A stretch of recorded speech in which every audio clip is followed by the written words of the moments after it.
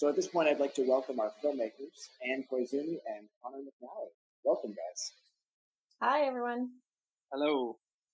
So first, I'd like to ask a question of Anne.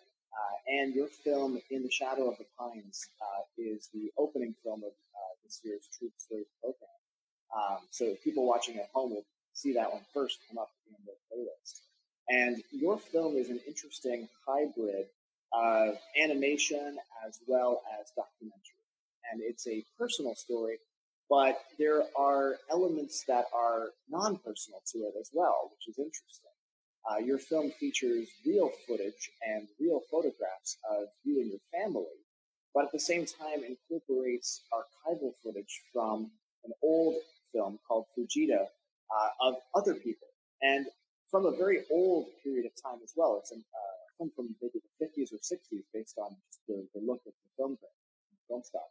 So what was the idea behind telling an autobiographical story using images and sounds of other people rather than of yourself and your family? That's a great question. Well, first of all, thanks so much for having me. I'm super happy to be presenting my film at Mirror Mountain this year.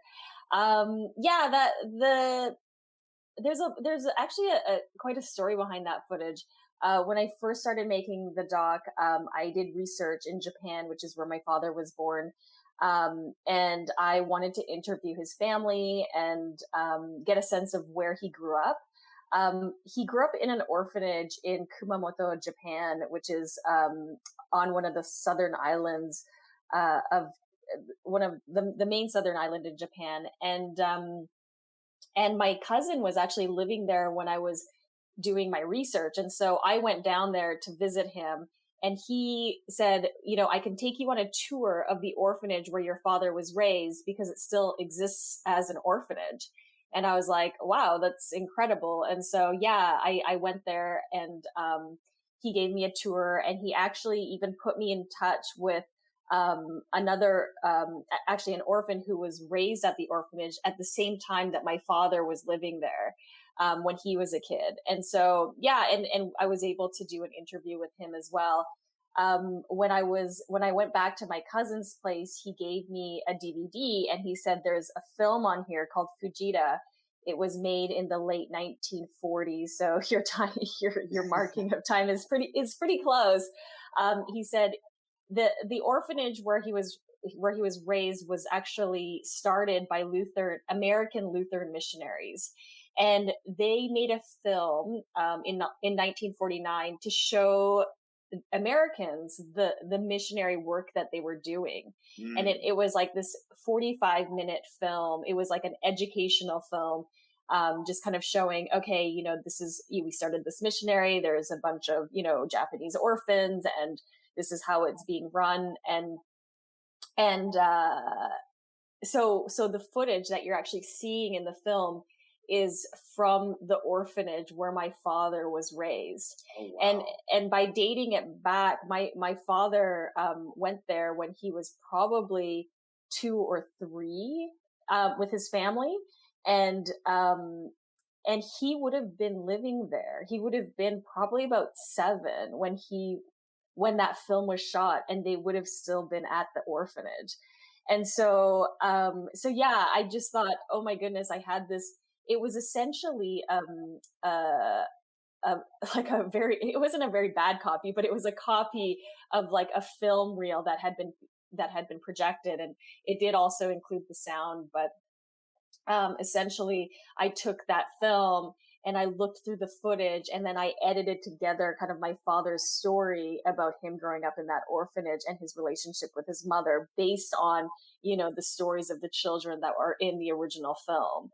And there were definitely moments, like as I was editing, they'd show like some kids playing with some goats, and I would kind of like freeze frame it on some kids. And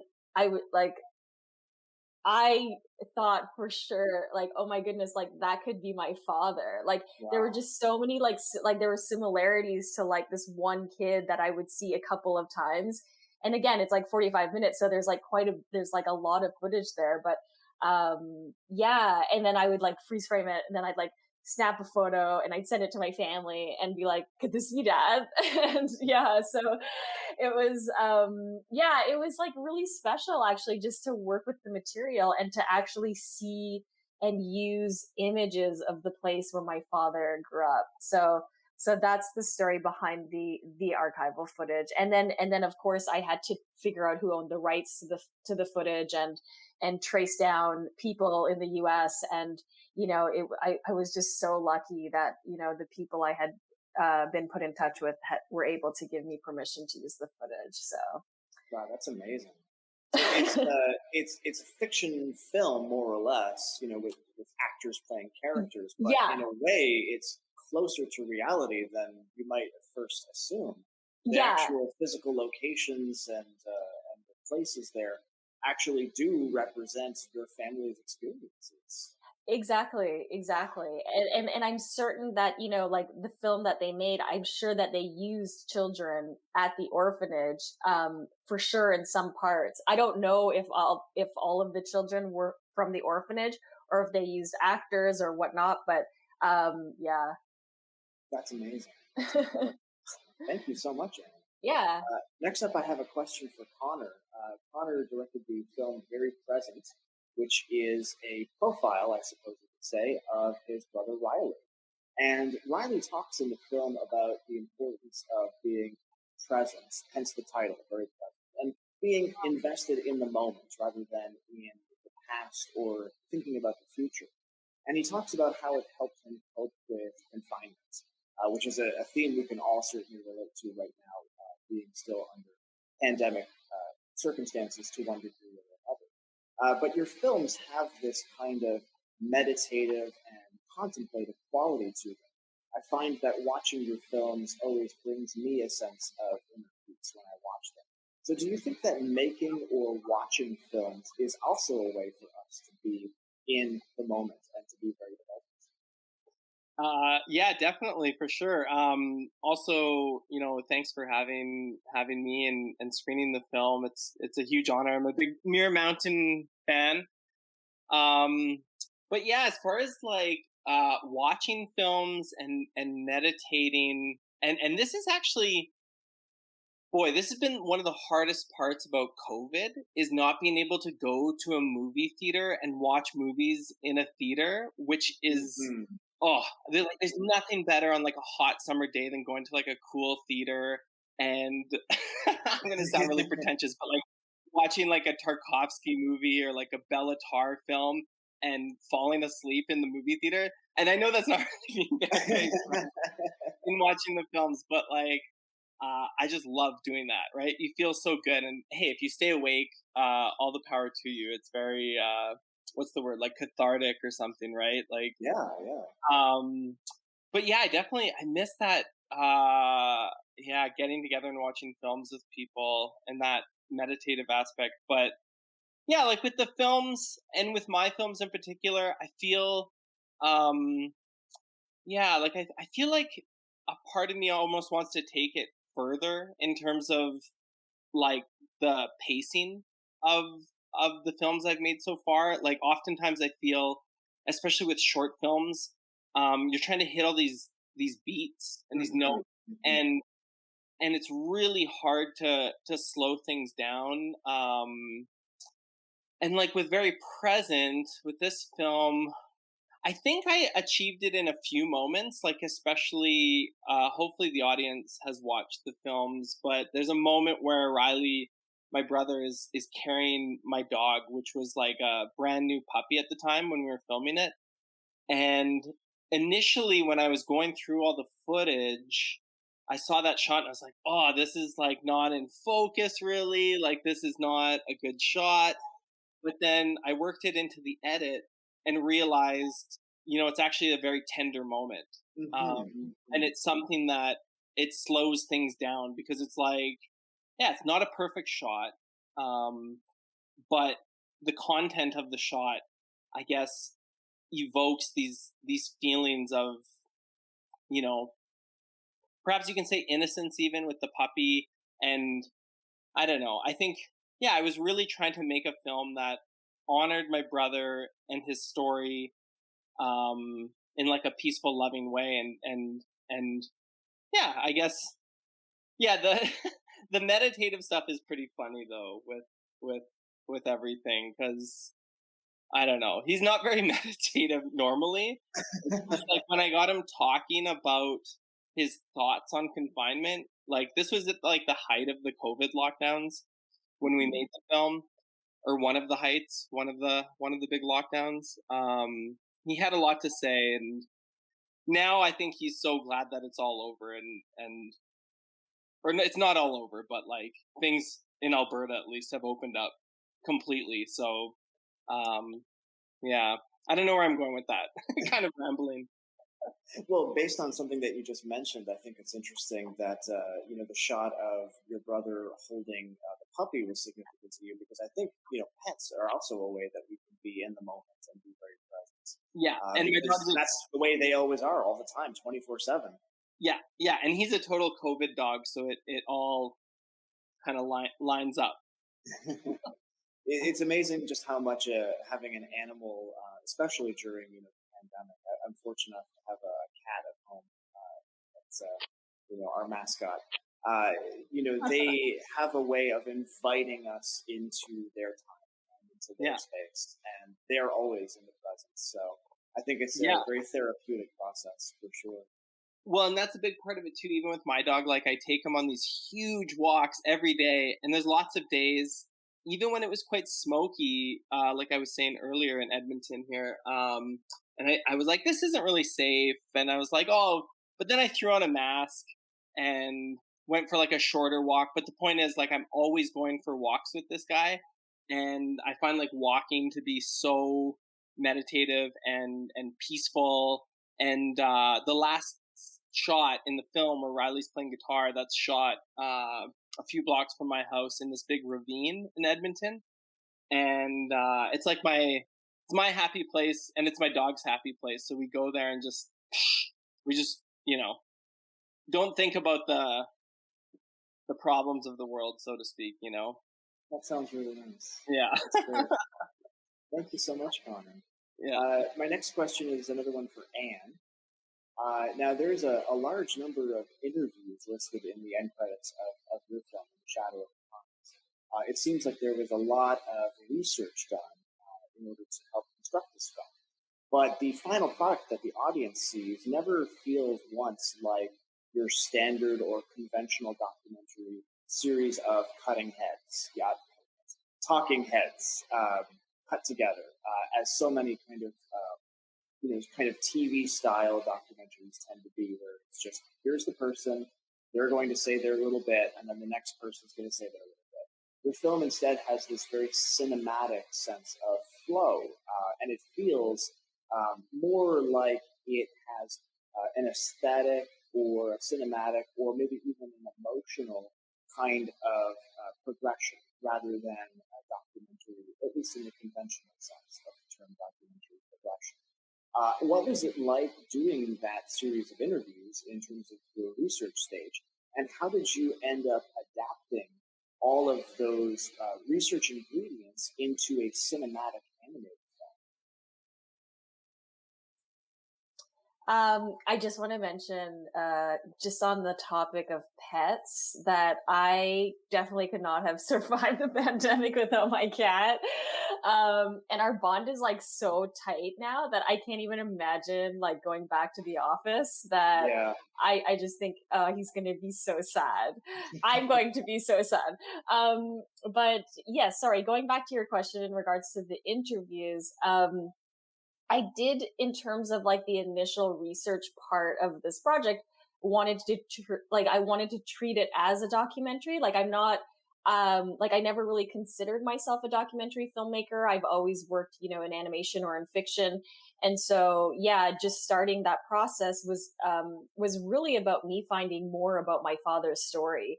Mm. And, the idea, really came, because I wrote my father's eulogy, and I just realized that I didn't know a lot about him, or at least his life, pre-immigration to Canada. And so, yeah, I thought that it was really important for me to find out more about him through his family and his friends, his life before he had kids, before he got married, even his life as a child. And so, doing those interviews was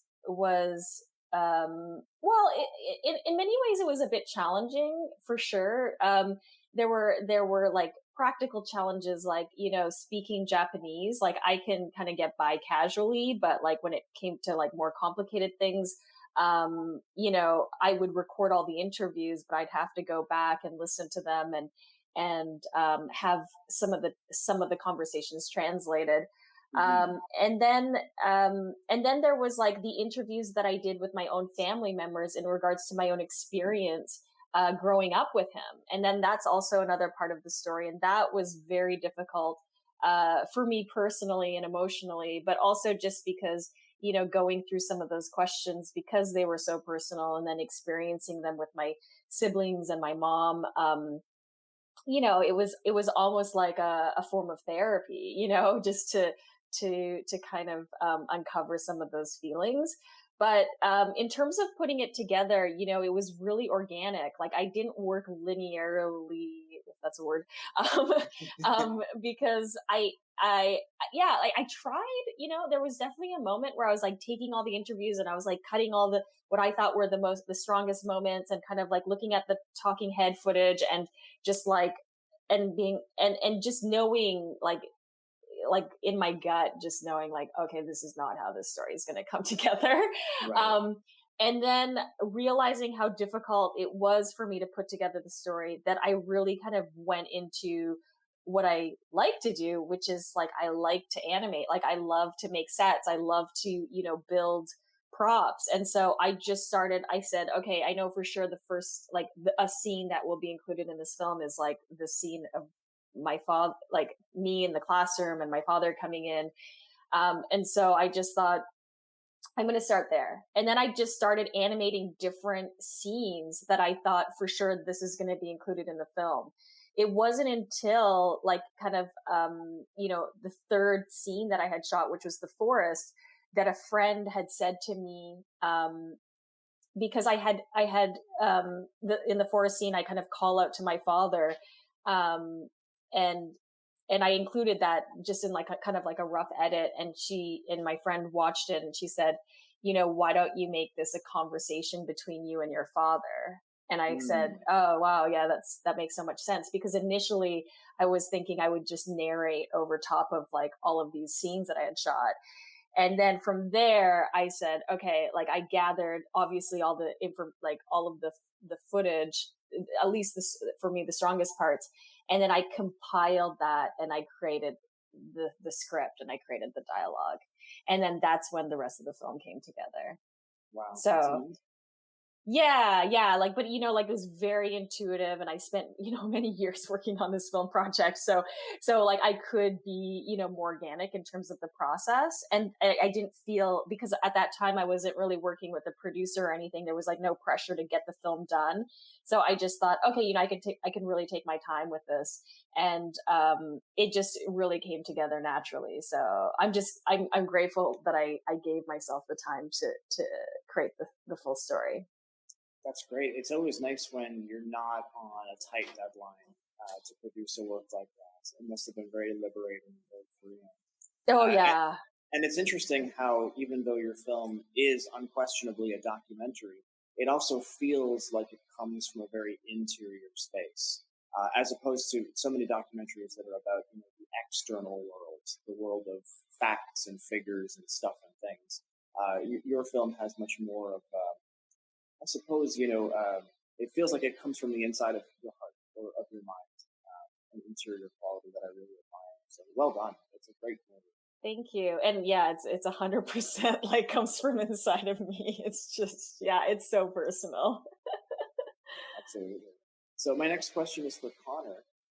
The look of this film, very present, as well as the look of other films you've made, and some that you've even screened here at Mirror Mountain before, like David, are characterized by their use of traditional celluloid film stock, which I'm always a big fan of seeing in movies. I just love the texture of it, and I love the materiality of it. But What do you like most about shooting on 16 millimeter film as opposed to video? Well, before answering this question, I have to acknowledge Anne's poster, the Le Jeté poster in the background. That is one of my all-time favorite films.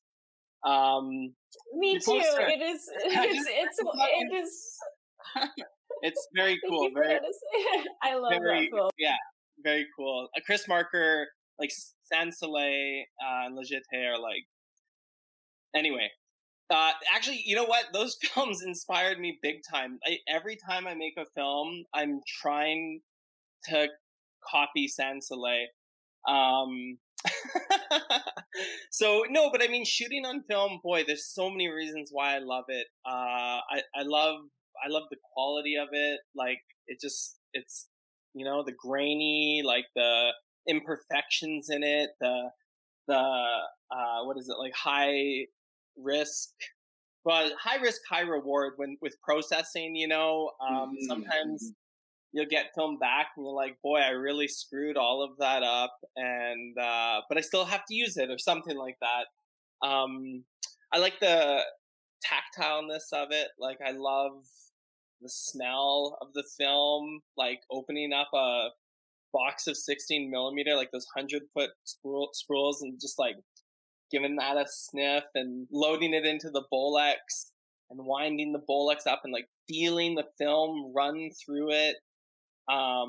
It actually, I can't remember which somebody pointed this out to me, and I'm too dense to have picked it up on myself, but shooting on film forces you to be very present, right? Like you have to take a light meter reading. You have to, there's so many considerations, like cleaning the camera out really well before putting the film in, how you handle it afterwards in like a light tight bag, especially like shooting on 400-foot reels.